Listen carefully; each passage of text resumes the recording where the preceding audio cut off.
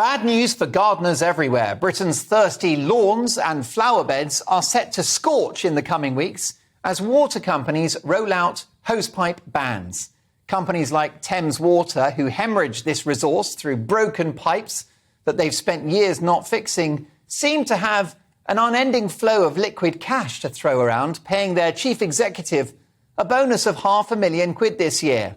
But as usual, it's us idiots, the great unwashed, who must pay the price. Here's an email I received last night. You know that the best part of my show is when you get in touch. And I got this from Marisa. Marisa said, "Hello, Mark, another most interesting programme, thank you. I understand the problems with the use of garden water, but do we have to let our gardens of a lifetime die in a very short space of time? It would be a real tragedy.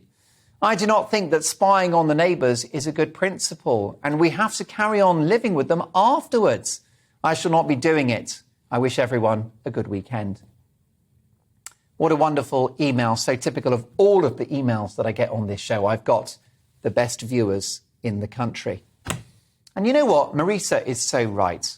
What a scandal, therefore, that our wonderful gardens, parks and allotments will be nuked whilst these fat cat water companies preside over an infrastructure that sees a fifth of all water being lost to cracked pipes and broken drains. In other words, it's their fault. And what's the response of these companies who have failed us so badly? Snitch on your neighbour if they're watering their geraniums. Just 2 weeks ago, I said on this programme that communism is knocking at our door, and here we go again, because it's the well-practiced technique of all totalitarian regimes to set neighbour against neighbour, citizen against citizen. The Chinese Communist Party, or the Stasi in Eastern Europe, would be delighted to see neighbours taking pictures of illicit hosepipe use and sending them to the authorities. The Mail newspaper report today that the police are worried about this policy, and rightly so, because they fear that grassing up your neighbour for feeding the grass could cause civil disorder. You know what they say, snitches get stitches. And with human relations so toxic online, do we really want to see this tribalism, bitterness and hatred played out in our neighbourhoods too? Like Marisa says, we've still got to live with these people afterwards.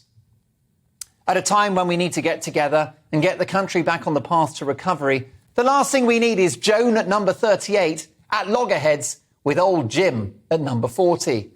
As with the pandemic, we don't need these fines. We don't need these mandates.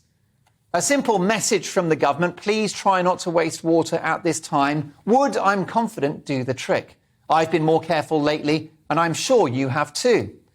But having neighbours snitching on each other and handing out fines pushes us closer to what I think the authorities wanted all along, a police state. So my message to the water companies is a clear one. Spend some of the billions that you've made out of us over the years and start fixing those leaks.